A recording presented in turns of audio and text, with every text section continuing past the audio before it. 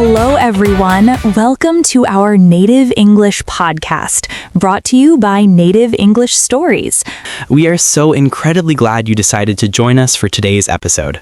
Yes, absolutely. Before we jump right into today's super exciting topic, I have a very quick reminder for all our wonderful listeners out there. If this podcast helps you improve your everyday English, please don't forget to subscribe, share it with a friend who is also learning, and leave a nice comment for us. Wow, yes. Your incredible support really motivates us to keep going and to create many more fun lessons exactly like this one. Today's topic is actually something that many English learners find completely confusing at first. But once you finally understand it, it feels so incredibly powerful. It is very powerful indeed, because today we are talking all about direct speech and indirect speech. By the way, indirect speech is also sometimes called reported speech. Exactly. But before we start explaining all the heavy grammar rules, let me ask you a personal question, Sarah. Are you ready? Okay, I'm totally ready. Ask me anything. Have you ever tried to tell someone a long story about what another person said to you, and then, right halfway through the story, you suddenly realized you completely forgot their exact words? Oh wow, yes, many times. That happens to me especially when I'm trying to explain a big argument I had with someone. Exactly. You usually start by saying something like, "She said, I don't care." And then suddenly you change your sentence structure to, "She said that she didn't care." Yes, and honestly, you don't even notice the change happening in your own brain. Well, that specific change is exactly what we're learning about today. Let's start very simply for our listeners. There are basically two main ways to repeat someone's words in English. Number one is direct speech. And number two is indirect speech. Direct speech means that we repeat the exact original words that someone said. For example, you could say, "She said, I am tired." When we write this down, we use quotation marks. We keep the exact sentence exactly as it was spoken. So it's basically like copying and pasting someone's exact words from their mouth into yours. Yes, exactly like that. Now, indirect speech means that we report what someone said, but we do not use the exact same words. Here's a great example. Instead of using quotes, you would say, "She said that she was tired." Notice something really important here. "I am tired" magically becomes "she was tired." The words changed, but why did they change? They change because we're not repeating the sentence exactly anymore. We're just reporting the general idea. Let's make this feel more real. Imagine this fun situation. Okay, imagine your best friend calls you on the phone and excitedly says, "I'm moving to Canada." That's an example of direct speech. Wow. Now, later in the evening, you tell your sister the big news. You say, "She said that she was moving to Canada." You didn't repeat her exact quote, you reported it to your sister instead. So direct speech usually feels much more dramatic and theatrical. While indirect speech feels much more natural when you're just storytelling in everyday life. And in real life, we actually use indirect speech much more often. Now, let's look very carefully at what actually changes when we switch styles. The first big change is the tense. In direct speech, a man might say, "He said, I work hard." In indirect speech, that becomes, "He said that he worked hard." The word work became worked. So the present tense becomes the past tense. This grammar trick is officially called backshifting. Wow, backshifting sounds so scary. It really sounds scary, but I promise it is not difficult at all. It simply means that when the reporting verb, like the word said, is in the past tense, the tense inside the quote usually moves one step backwards in time. Exactly. Present becomes past, past becomes past perfect, and words like will become would. You just go step by step backwards. Let's try another easy example. Direct, "She said, I am happy." Indirect, she said that she was happy. The word am becomes was. It's very logical when you think about it. Now, let's try a slightly harder one with the past tense. Direct, he said I finished the project. Indirect, he said that he had finished the project. The word finished became had finished. The past tense becomes the past perfect tense. So, the time tense basically moves one full step backwards into the past. Exactly. But please don't panic, everyone. We will practice this very slowly together. Now let's talk about something a bit more emotional. Imagine your friend says, I don't trust him. Later, you tell someone else, she said that she didn't trust him.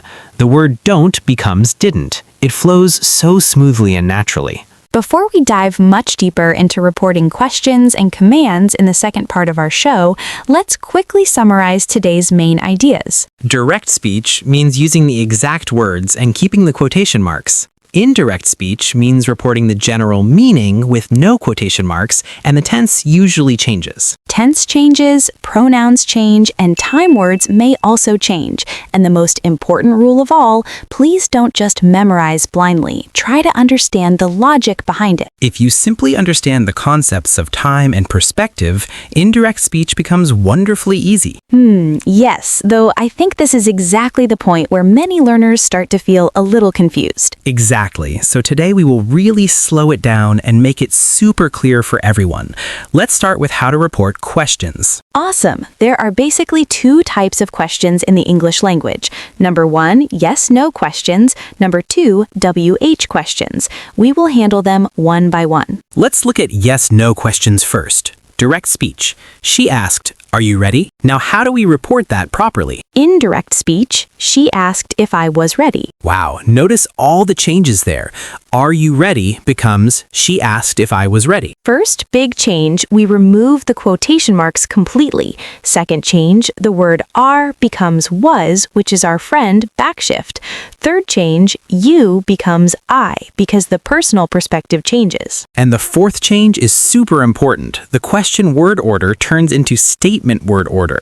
This is extremely important. Let's look very carefully. Direct question structure is, are you ready? Where the verb comes first. But in indirect structure, it is if I was ready, where the subject comes first. We absolutely do not keep the question word order, so we never say, she asked if was I ready. Exactly. That is completely wrong.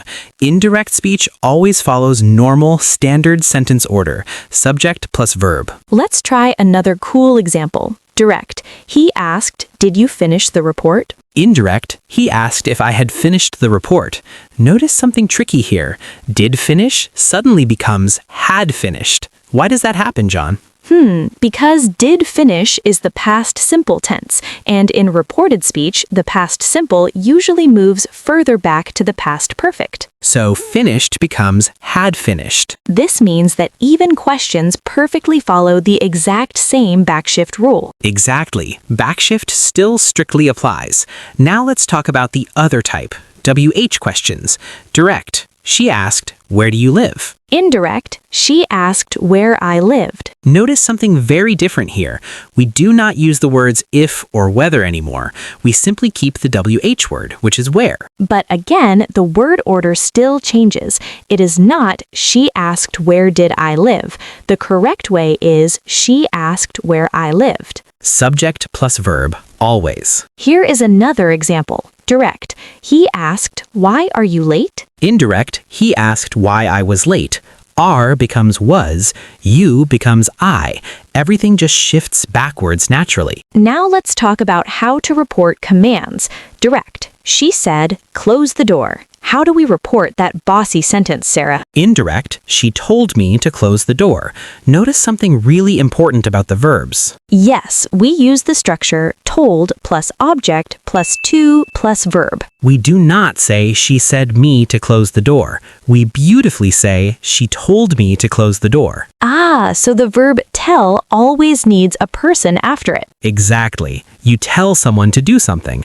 Now, what about negative commands? Direct, he said, don't worry. Indirect, he told me not to worry. The structure is told plus object plus not to plus verb. It's a very simple, elegant pattern. Now let's gently move on to polite requests. Direct, she said, please help me. Indirect, she asked me to help her.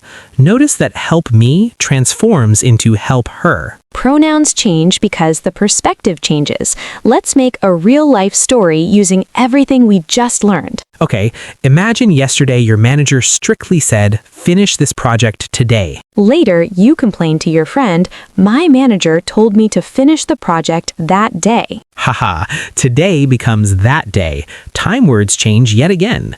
Now imagine your manager nicely asked you, can you work late tomorrow? You would report it by saying, he asked if I could work late the next day. Can becomes could, tomorrow becomes the next day. Wow, do you see how smooth this process becomes with a little practice? Let's talk about those specific time word changes a little bit more clearly so our listeners can remember them. Good idea. Direct today becomes that day. Tomorrow becomes the next day. Yesterday becomes the day before. Now becomes then. This becomes that. And these become those. Here is an example. She said, I am busy today. Indirect, she said that she was busy that day. Let's do a very dramatic, emotional example. Your friend cries and says, I will never forget this moment. Later, you report it. She said that she would never forget that moment. Will becomes would. This becomes that. Small, tiny changes make a very big difference in meaning. Now, a super important question. Do we always have to change the tense? Usually yes, but only if the reporting verb is in the past tense. If the reporting verb is currently in the present tense, we do not change the internal tense. For example, she says, I am tired. Indirect, she says that she is tired. See, no backshift because the word says is in the present tense. Ah, wow, so the reporting verb literally controls everything. Exactly. If you use said, you shift back. If you use says, you usually have no shift at all. Now, let's quickly correct some final common mistakes. Wrong. She asked, where did I go? Correct, she asked where I went.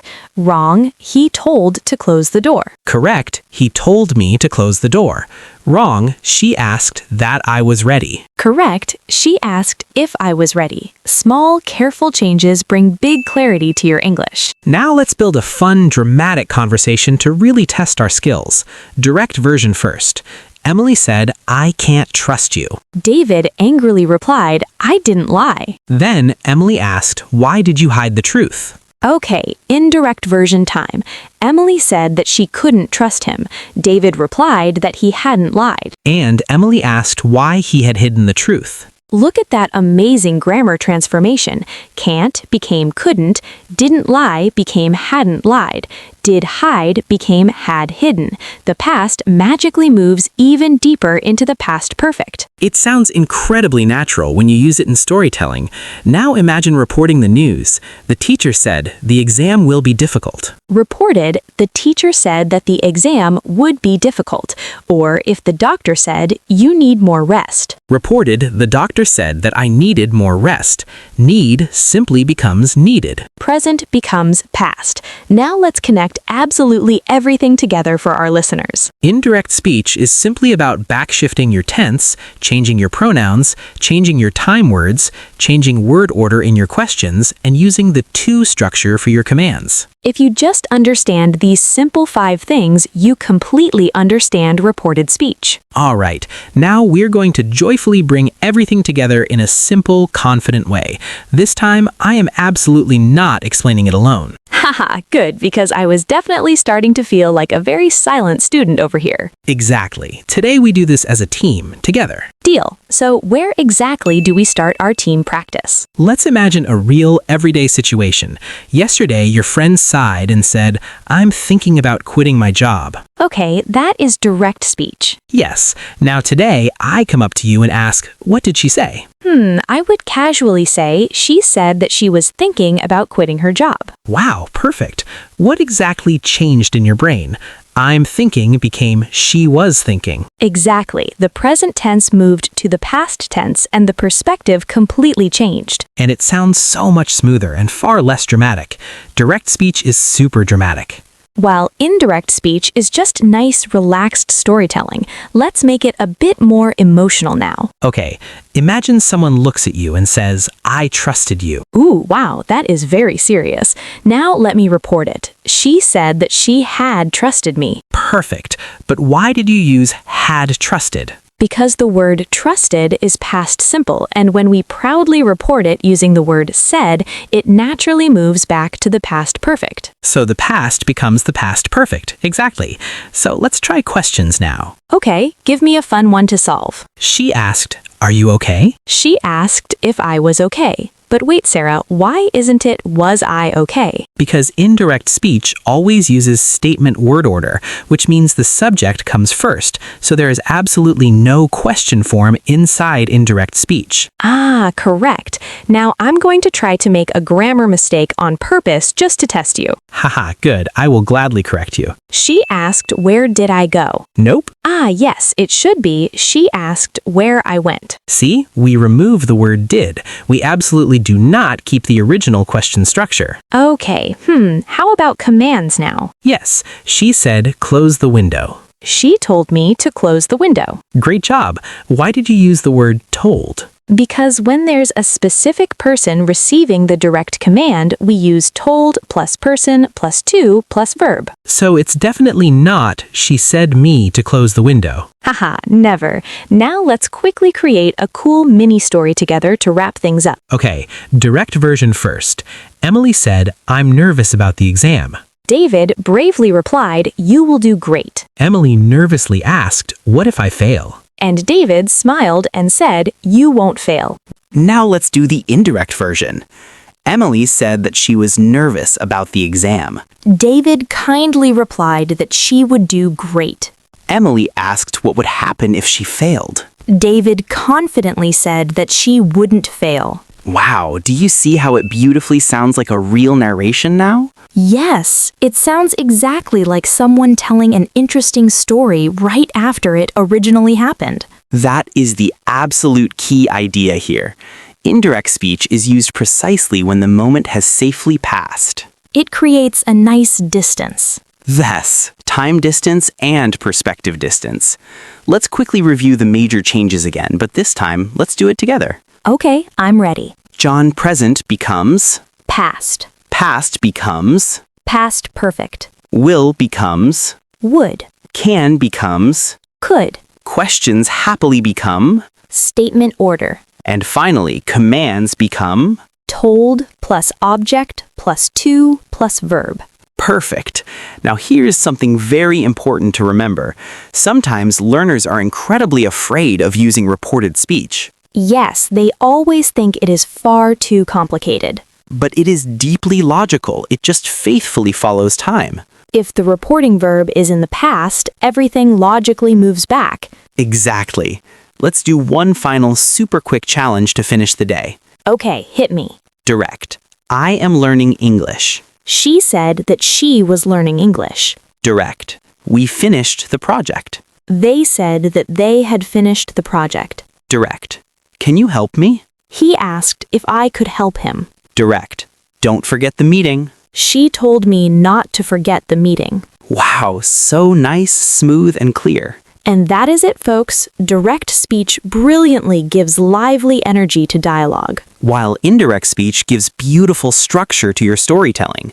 Both are extremely important. Both are very useful, and now you completely understand both of them. If this podcast episode helped you understand grammar better, please subscribe our podcast and share it with someone who also struggles with English. And down in the comments below, please check out our pinned comment. We have left a little challenge there for you. Because practice always makes progress. Keep learning every single day, keep speaking boldly, and please don't ever be afraid of trying new grammar. We will happily see you all next time. Bye, everyone.